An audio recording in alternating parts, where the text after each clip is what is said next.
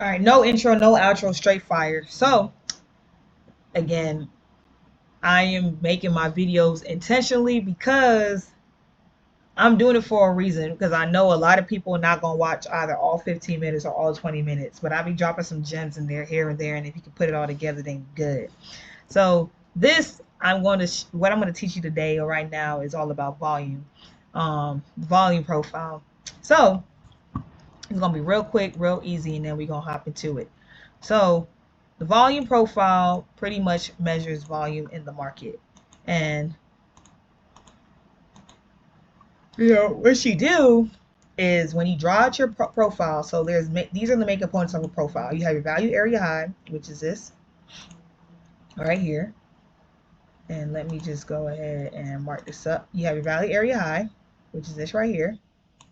You have your value area low, which is this right here, right? And then you have something called the point of control. Something called the point of control, which is this red line. I don't know if you can see it, this red line right here. Now, with the point of control, right, this acts as a magnet. Price will always find its way to this area no matter what. Whether it be right now, whether it be 10 years from now, 10 days from now, price always finds its way to the point of control. The point of control is important to some people. I don't really use it, but price always finds its way to the point of control. The value area high acts as an area of resistance, and then the value area low, which is down here, acts as an area of support. So as you can see, I literally just drew the volume profile randomly on the chart, and as you can see, the value area high is a resistant area. Price rejected off of it, rejected off of it, came down. Rejection, rejection, you have another rejection, you have another rejection. Value area low, rejection, rejection, rejection, just a lot of rejections. Point of control, as you can see, again, the magnet, price comes to it, price gets to it. Price goes down, price gets to it. Price comes up, price gets to it. Point of control is the magnet. Now, how do I use this in my trading? I use this in my trading because it helps me gauge at or about where the market should be heading at any given time, either daily, hourly, weekly, every 4 hours, however long or however much you want to draw your volume profile. So for me specifically, I like to draw my volume profile on the weekly because it's good for swing trading. Now you can do this on a daily by using the session volume profile to where you can see where volume is heading on a daily basis. But again, like I told you, if you paid attention to my videos that I put in probably 2 or 3 videos ago, I'm like, hey, I don't have aspirations of day trading anymore. I want to swing trade. Now, this volume profile that I drew was from Sunday, December 1st to Sunday, December 8th, right? This is covering the span of 1 week. Excuse me. So it's the volume for 1 week. So being the fact that I got last week's volume, it will help me gauge as to where price should be headed for the current week, i.e. the week that I'm in. So draw up the volume profile, and what did I say? Value area high acts as an area of support. Value area low acts as an area of resistance. And the point of control is literally how it sounds, a price to where price is a magnet, right? Price comes back to that area. So being the fact that, okay, this is the new week just opened up, as you can see, price bounced off of the value area high and then kind of had a little shoot up, right? But on a lower time frame, this can be a potential trade. Price broke below the value area high, came back, somewhat retested it, and then came down to the point of control. I trade in between these areas, and again, this is how I catch my trades, give or take, just based off of profiles and where at or about where I think that the market will go. Now, I do this primarily on the 4 hour. So, prime example, again, this is a weekly profile. I see that last week price closed above the value area. Price closing above the value area kind of dictates to me that I would like to see price buy for the week. If price closes below the value area, I would like for price to sell throughout the week. And then if price closed neutral, again, like I said, these are areas of support and resistance. If it breaks, if it tests the resistance, then I know it's going to sell. If it tests support, I know it's going to buy. So being the fact that, okay, price closed above the value area for the previous week, I'm looking for buys. So from that point, all I'm doing is trying to see at or about where could I potentially buy from. That's all I'm doing. I'm trying to see where can I potentially buy from. Now, how the market moves is you always need a liquidity catch, a liquidity collection in order to push price. So whether it be you take buy side liquidity, you take sell side liquidity, that's what's going to help push price. Um, Clear indication, okay, I'm looking for a buy at what point am I going to buy from? I'm marking up my swing points. I'm just marking up my swing points, previous swing points prior to the week. So take in mind the week opened right here, right? So I'm marking up swing points. I'm looking for buys, right? So I am looking to see, okay, at what swing point or to where which swing point is price headed. Again, take in mind, I'm taking into account the volume profile, and I see right here that this is the point of control. And what did I tell you about the point of control earlier? The point of control acts as a magnet.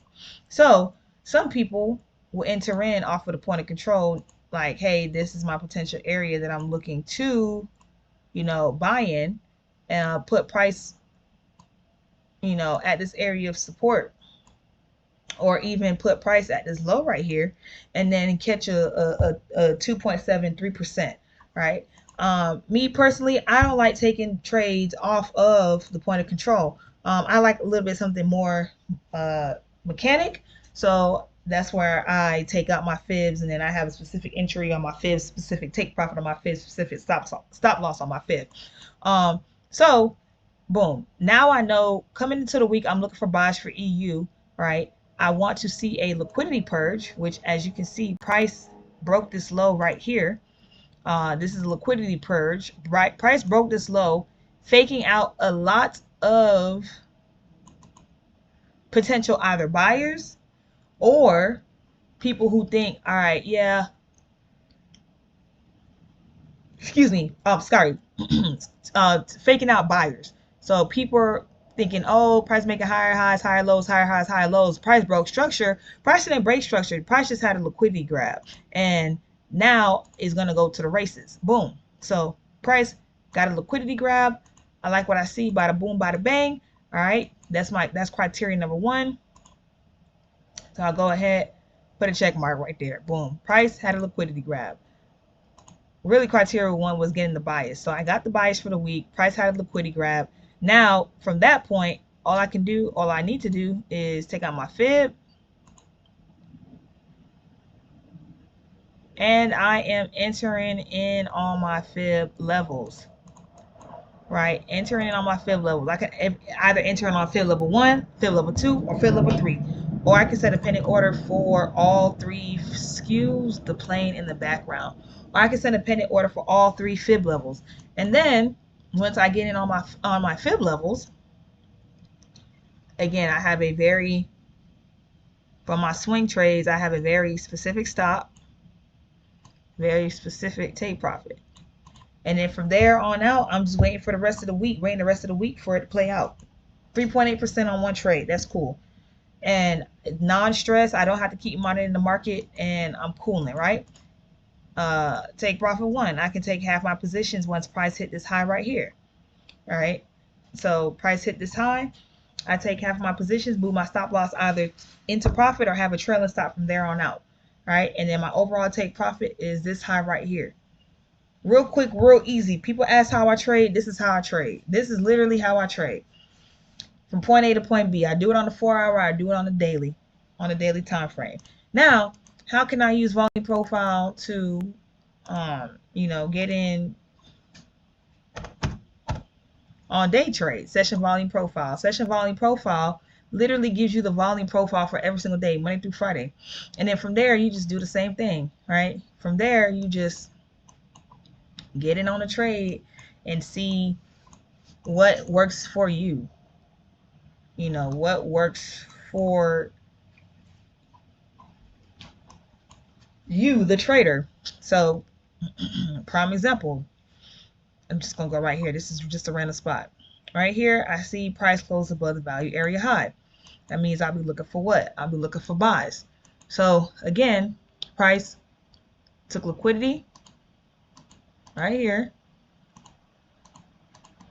I got the value area. I got, not the value area, I got a low. I got a high. And it's just a waiting game for price to get into that area and then, you know, buy up. All right.